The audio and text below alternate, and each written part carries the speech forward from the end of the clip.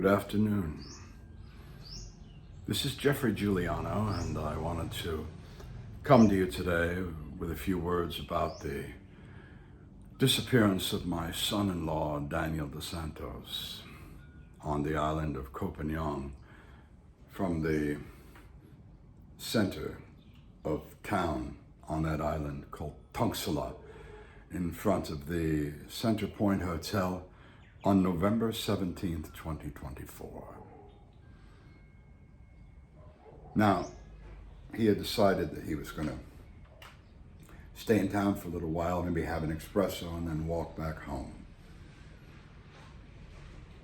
His home with my grandchildren and daughter is just about a 15-minute walk, so they tell me. I haven't been there.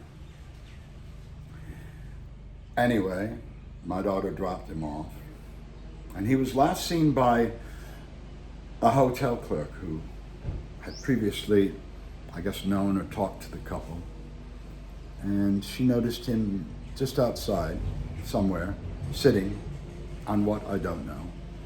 Then she turned away, got busy with her work, turned back, and he was gone. That's it. That's the last verifiable sighting of Daniel. Beyond that, I, my daughter Avalon, and nobody in our family or outside, including the police, which is the most elite tourist police from Samui and others at this time, have any absolute knowledge about what happened to Daniel or where he is. Now, I make a point of this because this investigation into Daniel's disappearance was predicated solely on my and my daughter's insistence with the Portuguese and Thai governments through the media initially that there should be an investigation, that it was important, that he hadn't just wandered off or left his family or gone off with some girl, none of that, but there was something truly mysterious and disturbing about this disappearance, something that warranted a real investigation, and ultimately that's where we are.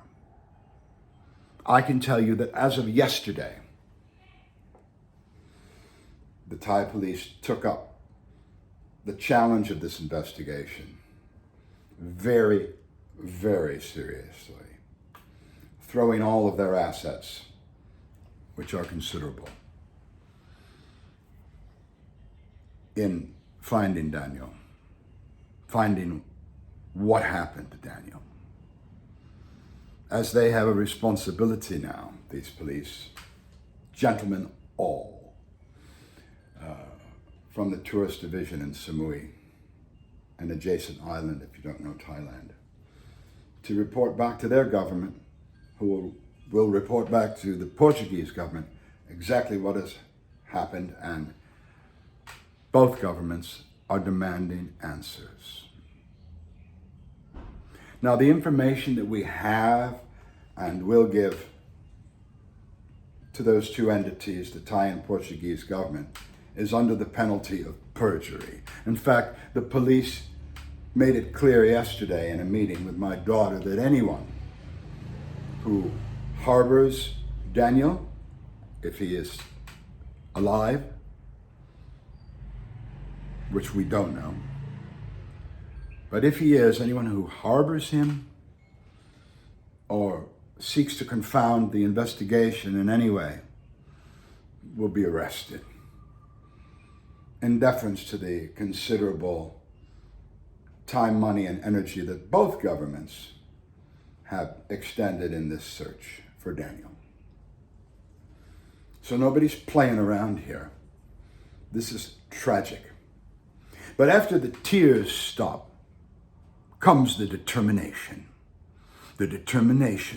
to find out what happened.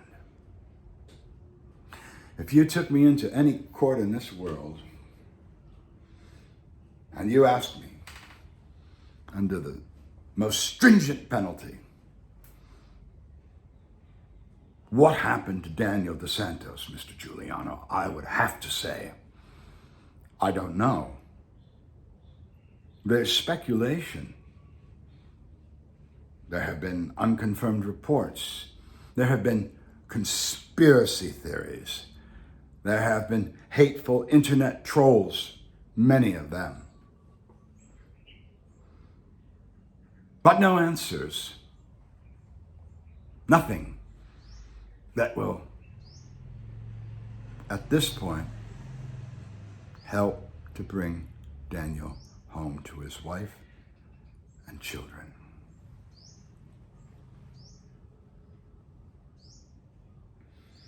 I'll say one word on the conspiracy theories and the people trolling around on the internet, which, philosophically you're not supposed to do. You don't feed the troll, they say. But to all of you who know nothing about this matter, don't know the family, may, in some rare instances, have met or even been friendly with Daniel at some time in the past, because he's been with our family for the last 10 years. It certainly wasn't during that time. You should trust the police. You should trust that they're doing the right thing, as I know they are.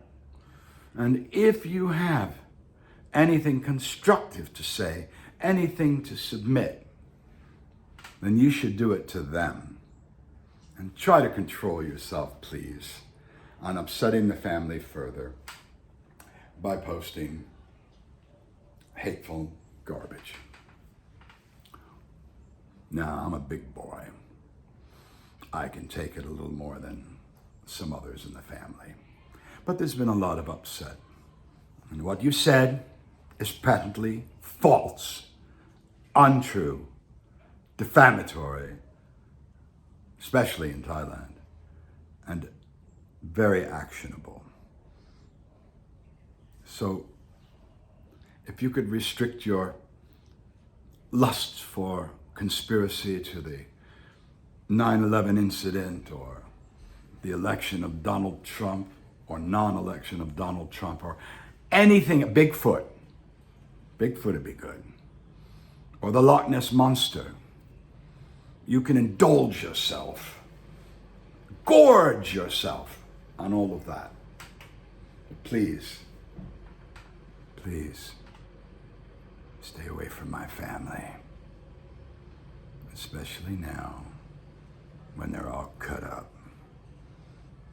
The internet is forever, and those little boys will one day surely be curious enough to look through all of this. And I don't want them upset. And if you had any humanity, you wouldn't want them upset. So listen, there's still a lot we don't know about Sasquatch. So I suggest you get busy and start figuring out where in the great Northeast those extra human footprints in the snow emanate from, and not turn your attention on my poor family. I would appreciate that. Now, let's get back to reality. Trolls can go away now. You've had your 15 minutes of fame here. You've distinguished yourself by getting folks to look at you, a few, not too many. I hope that's satisfactory. Now, for the rest of us, let's discuss what we can do to find Daniel. When this disappearance first occurred, I was absolutely convinced, although I didn't say it publicly, that Daniel, because he's spent his whole life near, in, or around the water, the ocean, Portugal and everywhere, and that because, and many may not know this, aside from being a bodyboard champion, he was also an unbelievable endurance swimmer. who used to, for fun, by the way, swim from Koh Phangan to Samui and back. The fishermen would see him and say, "Hey, what are you doing? Go back." He'd just smile and keep going. He was a Superman, is a Superman, and had an incredible ability to to swim. I used to say he was built like a brick shithouse. Old American saying from the 70s, implying that he was a strong dude, like a pit bull, I guess you'd say now. Not easy to kill, not easy to die. So my impression and opinion was, well, he's gone in the water. He's had an accident. Something's happened. That's why they haven't found anything. But the police, and just yesterday, the tourist police from Samui informed my daughter that no, between those two islands and around, they almost always, if not always, find some poor unfortunate person or remnants thereof of people who have drowned. So they don't think that's what happened. But yet he's not here. Where is he? I spent years, most of my life, writing stories, put my name in Amazon, making films,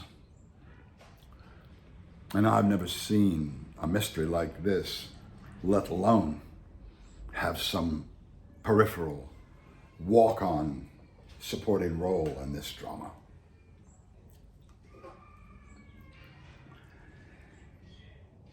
So there have been all manner of ideas about what happened to Daniel, but I will tell you this. Whatever happened, he doesn't have his passport. He didn't have any money. He had just some sort of a t-shirt or shorts and nothing else. No wallet, no bag, no food, no what, nothing. Nothing. And from that moment, on November 17th, in the town square in Tangsala, disappeared like I Dream of Jeannie back on the TV show in the 60s, starring Barbara Eden. Poof! Gone.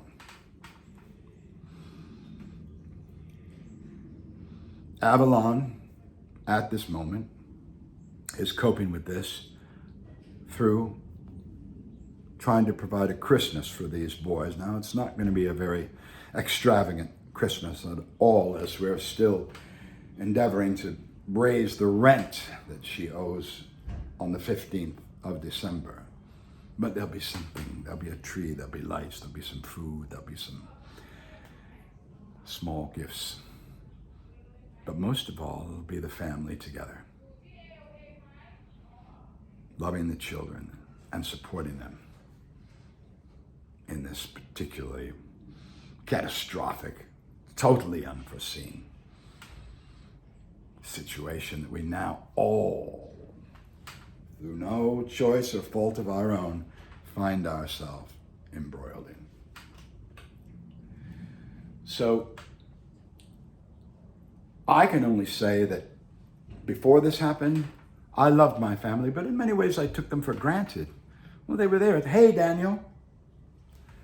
Well, if I ever get the chance again, I'll say, hey, Daniel, give me a hug, man. How you doing? What's happening? What have you been working on? And I was, perhaps as most people are, expectant and cavalier with my relations to my family, and just sort of saw them there and expected them always to be there. I don't know why, because I'm 71 and everyone who came before, my mother, my father, my 4 brothers and sisters, my aunts, my uncles, many of my cousins, they're all dead. So I've seen it, but it was in slow motion. This is, Daniel is here. Daniel's being filmed for a documentary. 2 or 3 days later, he's gone.